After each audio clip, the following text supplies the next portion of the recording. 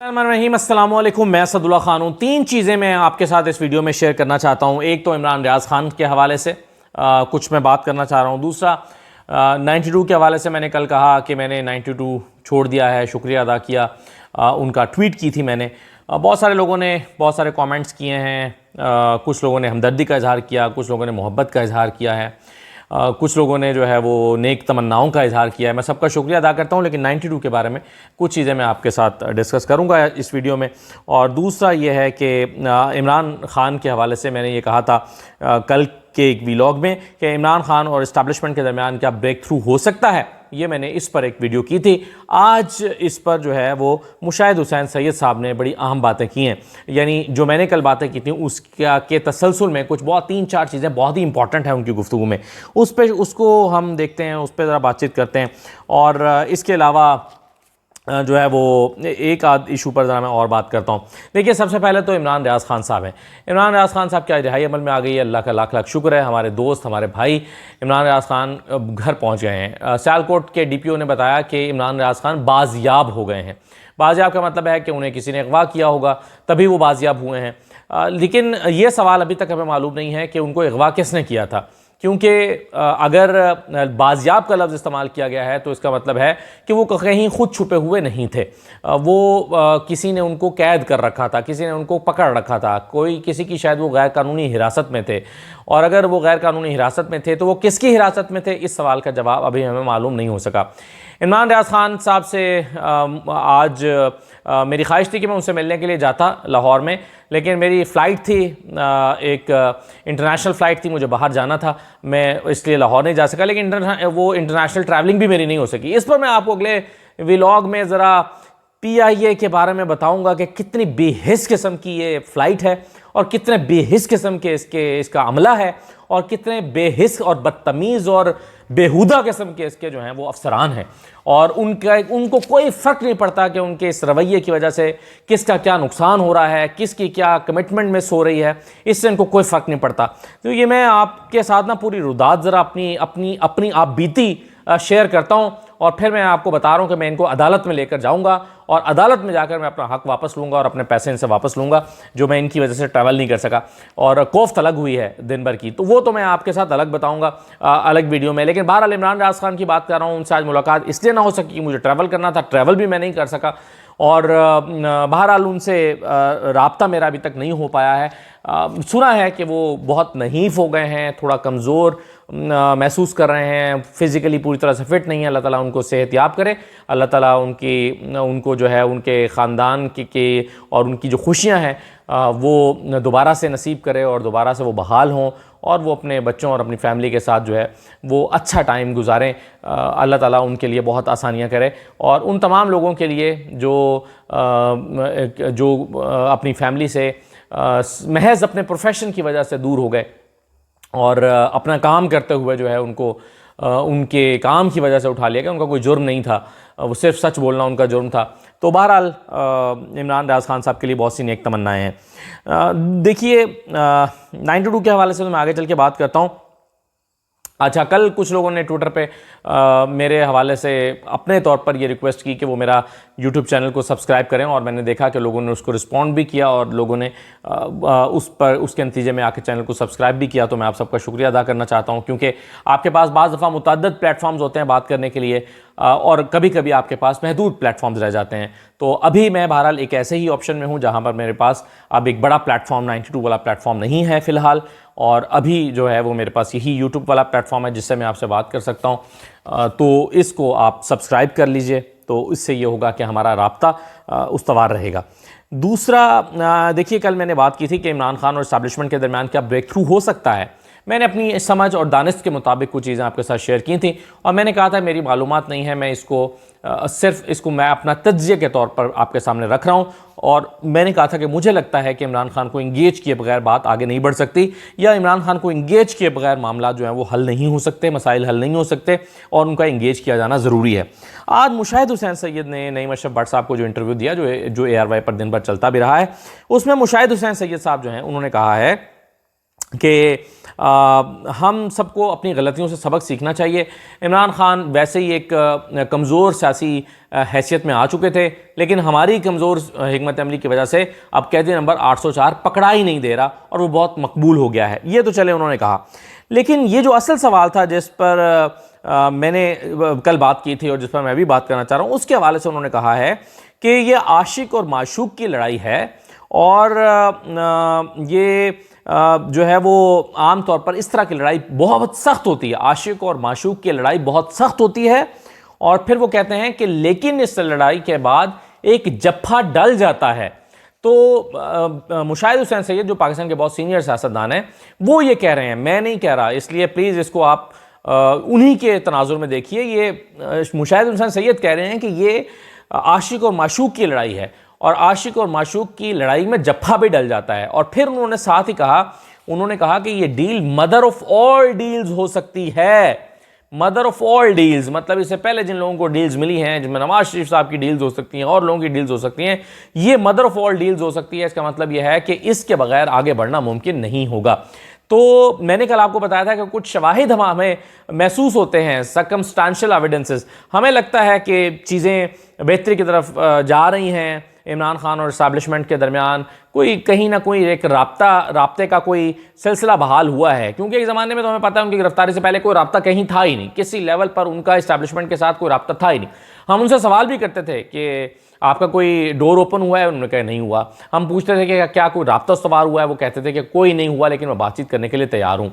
तो अब भी मोहम्मद अली दुरानी साहब का इवन आज के अखबार में यह बयान लगा हुआ है कि मोहम्मद अली दुरानी साहब ने कहा कि PTI और PTI के चेयरमैन हर सतह के मुज़ाकरात या बातचीत करने के लिए तैयार हैं।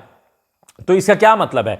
तो आप इसको डॉट्स को ज़रा कनेक्ट करके देखें तो आपको समझ आ जाएगी कि चीज़ें बेहतरी की तरफ जाने की उम्मीद बहरहाल मौजूद है।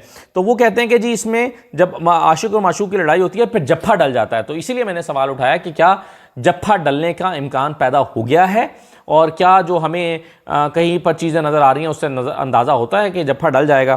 क्योंकि कल मैंने बताया था कि ऐसे इलेक्शन जिसमें तहरीक-ए-इंसाफ नहीं है और ऐसे इलेक्शन जिसमें एक जिसके बारे में पता हो कि उसमें नवाज शरीफ साहब या किसी और को वज़ारत उज़्मा दे दी गई है और वो शफाफ तरीके से आवाम के उमंगों के बगैर नहीं दी गई, तो ऐसे इलेक्शन जो हैं वो इस्तेहकाम पैदा नहीं कर सकते। और अगर ऐसे इलेक्शन इस्तेहकाम पैदा नहीं कर सकते तो उसका कोई फ़ायदा नहीं है।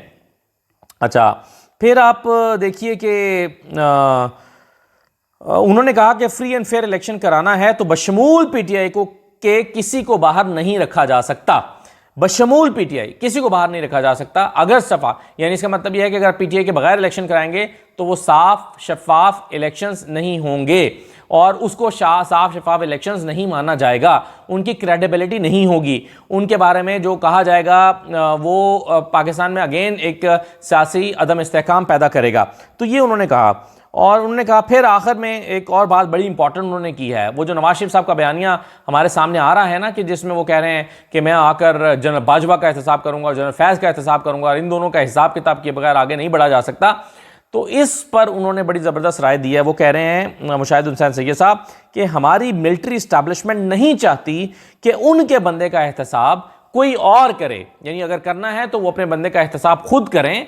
और उन्होंने हवाला भी दिया कि याह्या खान को स्टेट फ्यूनरल मिला था, परवेज़ मुशर्रफ साहब जो हैं उनके का जब नवाज शरीफ ने हिसाब किताब करने की कोशिश की तो उनको कैसे उनके इदारे ने सपोर्ट किया और उनको गिरफ्तार नहीं होने दिया और किस तरह से वो पहले हॉस्पिटल गए और फिर मुल्क से बाहर चले गए।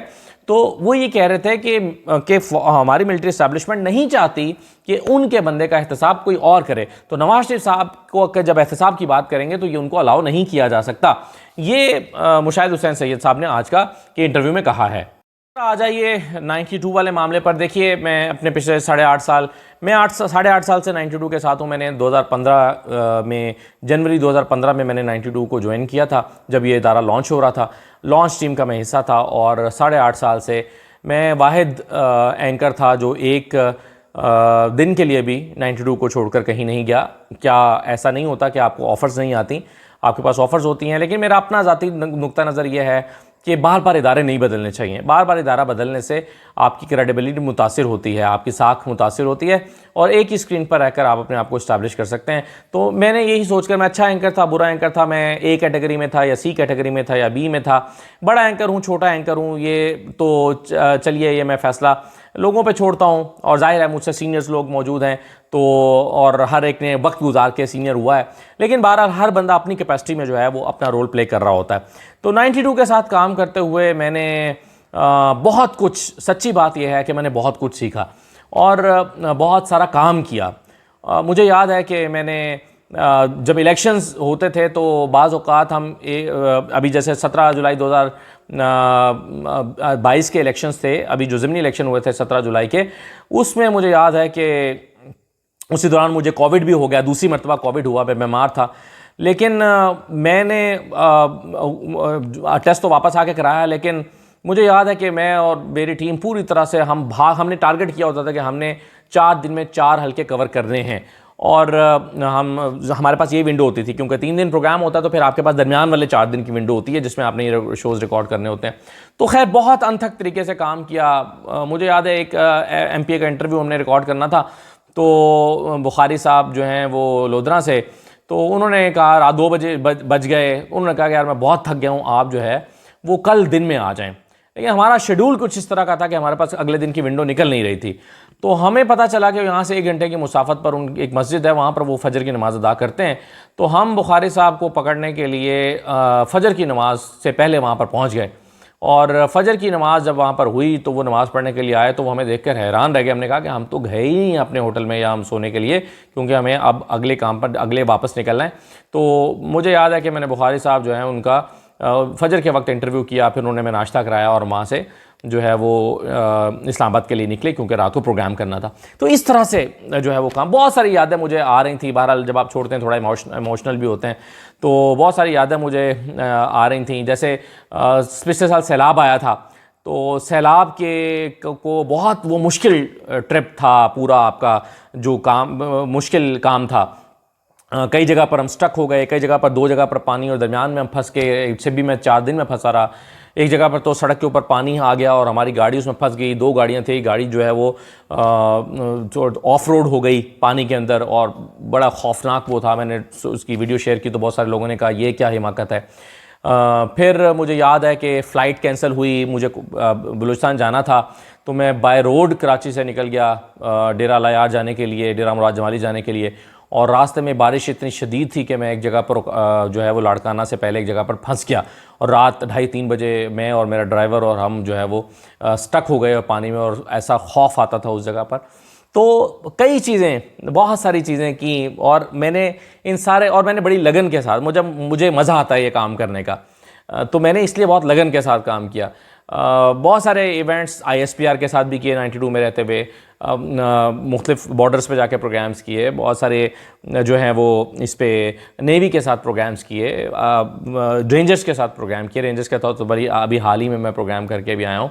तो एक ज़माने में हम जो है वो फ़ौज और जो हमारे अस्करी इदारे हैं उनके साथ बहुत अच्छे प्रोग्राम्स जो हैं वो हमने उनके साथ शूट किए हैं। लेकिन वो कहते हैं कि वक्त एक सा नहीं रहता और वक्त बदलता है, चीज़ें मुख्तलिफ तरह की आती हैं। तो बहरहाल 92 का मैंने कल भी शुक्रिया अदा किया था, मैं शुक्रिया ही अदा करता हूँ। शिकवा नहीं है, मसाइल होते हैं, मैं उन मसाइल को अंडरस्टैंड करता हूँ। अब वक्त बदल जाता है, चीज़ें बेहतर भी हो जाती हैं। अल्लाह करे कि सबके लिए हालात बेहतर हों, इदारों के लिए भी हालात बेहतर हो जाएँ। इदारों मैं जानता हूँ सारा ही मीडिया दबाव का शिकार भी है। तो बहरहाल मेन स्ट्रीम चैनल जो है वो भी इम्पॉर्टेंट होता है, उस पर भी वो भी एक प्लेटफॉर्म है जिससे आप अपनी आवाज़ पहुंचा सकते हैं। तो बहरहाल मैं अपने इस प्लेटफॉर्म से मैंने वैसे ट्वीट कर दी थी, लेकिन मैं अपने इस प्लेटफॉर्म से 92 का शुक्रिया अदा करना चाहता हूं, जिन्होंने मुझे एक अच्छी और तवील अपॉर्चुनिटी दी। ज़िंदगी रही, मौका मिला तो फिर सही जो है वो। लेकिन बहरहाल सभी के साथ बहुत अच्छा वर्किंग रिलेशनशिप रहा, मालिक साहब के साथ, आमिर मतीन साहब के साथ, बाकी सारे लोग जो इदारे में काम करते हैं, वो सारे लोग जिनको आप नहीं भी जानते। कैमरा टीम के मुझे फ़ोन आ रहे थे आज, कैमरा के वो सारे लोग जो मेरे साथ स्टूडियो में या स्टूडियो के बाहर ख़ास तौर पर जो बाहर जाकर काम करते रहे। तो मैं पूरी 92 फैमिली को बहुत मिस करूँगा और 92 के लिए बहुत सारी नेक तमन्नाएं हैं और जो है वो उनके लिए बहुत सारे जो है वो अच्छे हमारी अच्छी दुआएं और ख्वाहिशात हैं कि वो इदारा और बाकी सारे इदारे भी तरक्की करें। तो इजाज़त दीजिए, अल्लाह हाफ़िज़।